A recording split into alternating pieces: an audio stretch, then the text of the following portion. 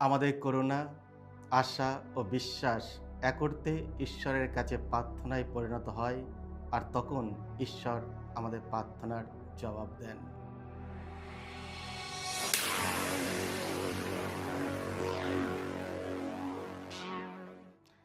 খ্রিস্টধর্ম পরম প্রিয়জনেরা, আজ সেপ্টেম্বর মাসের 16 তারিখ মঙ্গলবার।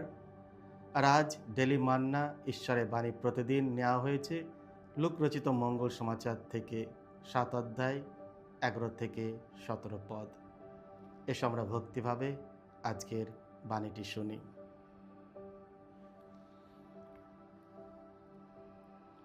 এর কিছুদিন পরে যিশু নাইন নামে এক নগরে গেলেন।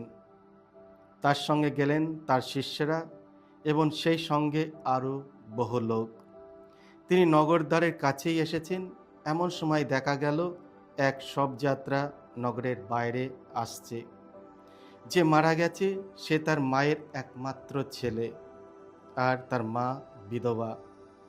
এই বিধবাটির সঙ্গে সঙ্গে আসছে নগরের বহু লোক।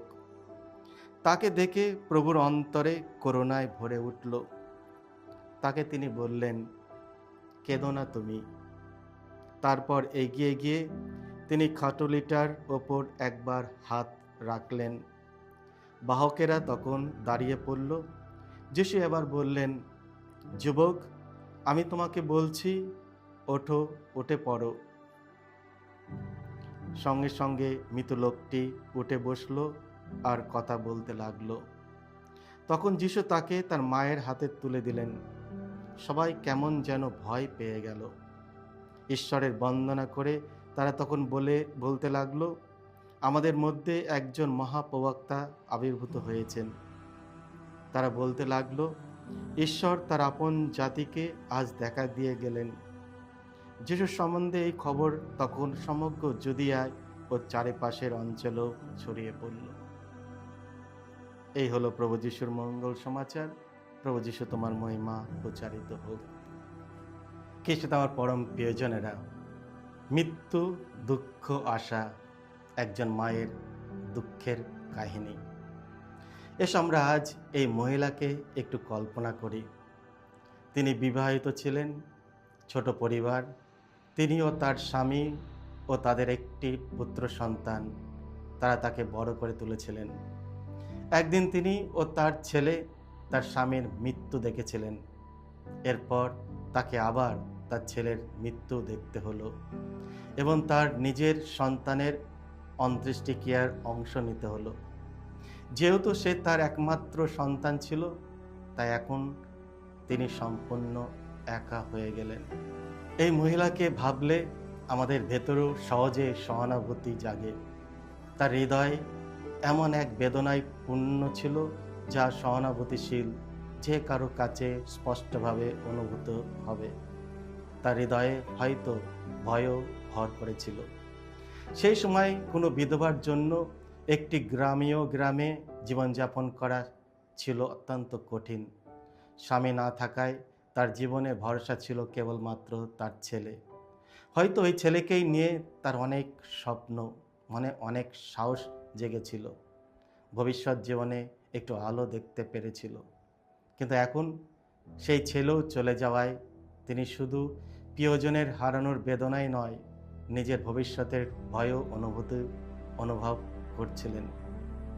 এখন তার কি হবে? কে দেখবে তাকে? তবে কি তাকে ভিক্ষা বা দরিদ্রের মধ্যে জীবন কাটাতে হবে? হয়তো নিজেকে বড় একা মনে হচ্ছিল। এই দুঃখ ও ভয়ের বাস্তব পরিস্থিতির মধ্যে যিশু তার জীবনে প্রবেশ করেন। আমরা জানি না এই মহিলা যিশুর সম্পর্কে কিছু জানতেন কিনা। মনে হয় তিনি যিশুর কোনো অনুসারী ছিলেন না, এমনকি হয়তো কখনো তার নামও শোনেননি, কারণ তখনও যিশু খুব বেশি দিন প্রকাশ্যে প্রচার শুরু করেননি। তাহলে কি এমন ছিল যা যিশুকে, এই যুবককে মৃত থেকে জীবিত করতে উদ্যত করল? আমরা দেখতে পাই একটি কোনো বিশ্বাসের প্রমাণ বা কারো অনুরোধের কারণেই হয়নি, বরং মনে হয় কেবলমাত্র এ মায়ের প্রতি সহানুভূতি থেকেই যিশু এই অলৌকিক কাজটি করেছিলেন।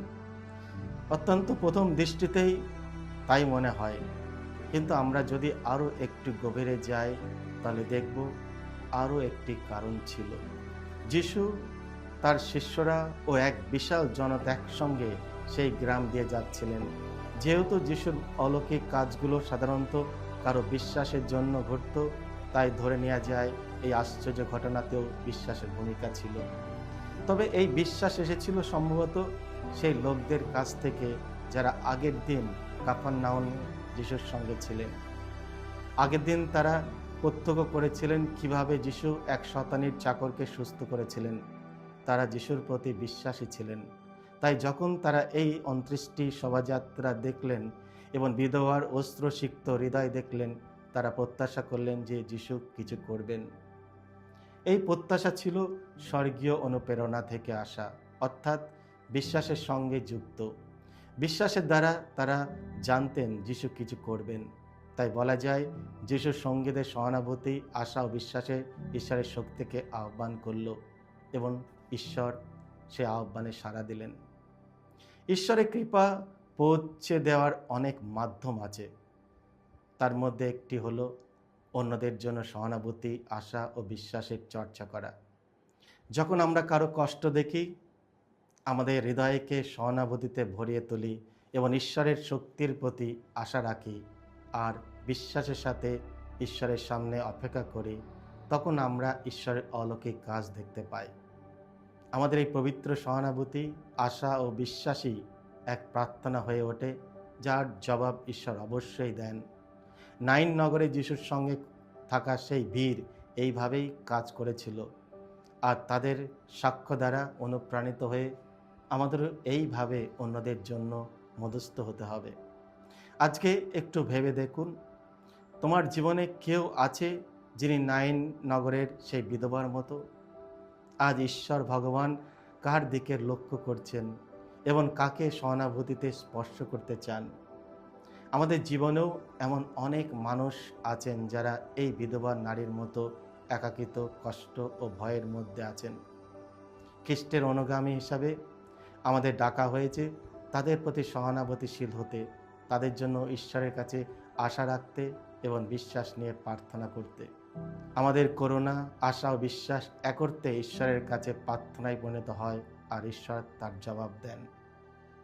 বিশ্বাস করুন যে ঈশ্বর তাদের সুস্থ করবেন, আর এই সহানুভূতি, আশা ও বিশ্বাসকে ঈশ্বরের কাছে প্রার্থনা হিসাবে নিবেদন করুন, যাতে প্রয়োজন মতো সবাই ভগবানের কৃপা লাভ করতে পারে।